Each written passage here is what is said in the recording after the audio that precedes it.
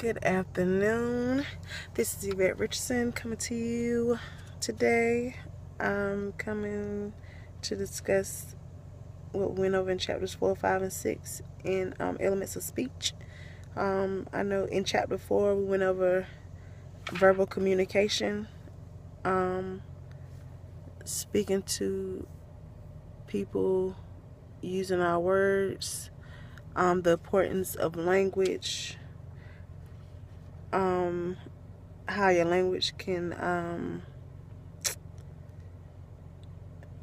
how a language can tell how you feel or your emotions, using correct grammar when you talk or when you write, when speaking, knowing the meaning of words or how to use them when speaking to people. We also talked about double speech. Also,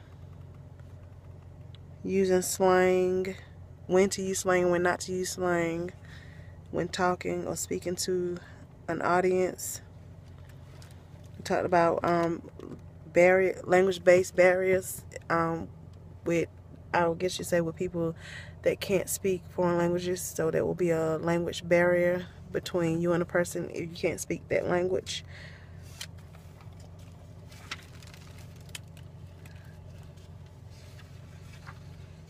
We touched on language and technology. I already talked about using accurate language when speaking or writing. Knowing how to use appropriate language. Using metaphors, which metaphor is a figure of speech that associates two things or ideas not commonly linked. In chapter 5, we talked about nonverbal communication, which could be your facial expressions, sign language, body language, symbols, objects, any of those things you can use for nonverbal communication. We talked about how nonverbal communication relates to culture. Some cultures use nonverbal communication as like meditating, praying. Those are some examples that you could use.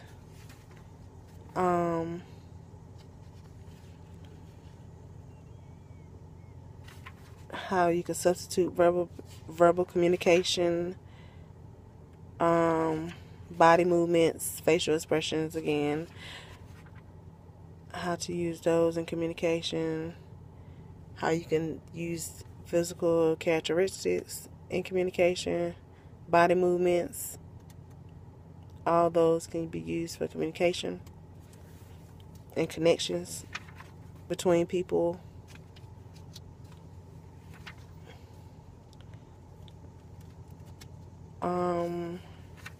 Also, we talked about the environment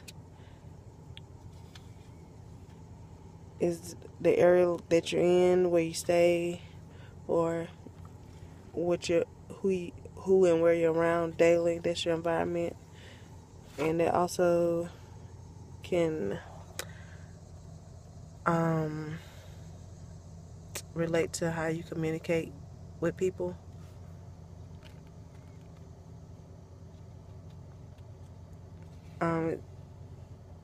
Chapter 5 talked about improving our ability to send and interpret nonverbal communication.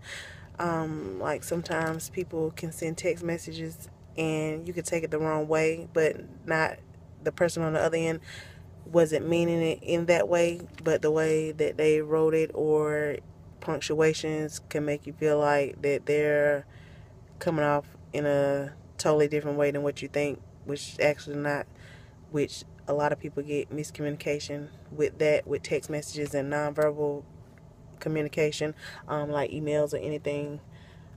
People can take it differently than the way you send it.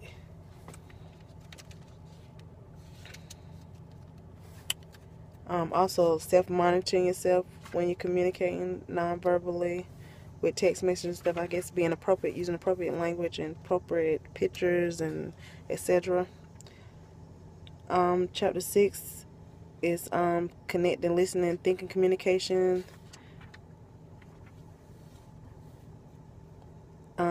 Using effective listening skills, because some people listen just to speak, which you should listen to hear the whole objective of what someone is saying and then reply, because you can miscommunicate that way because you're not listening.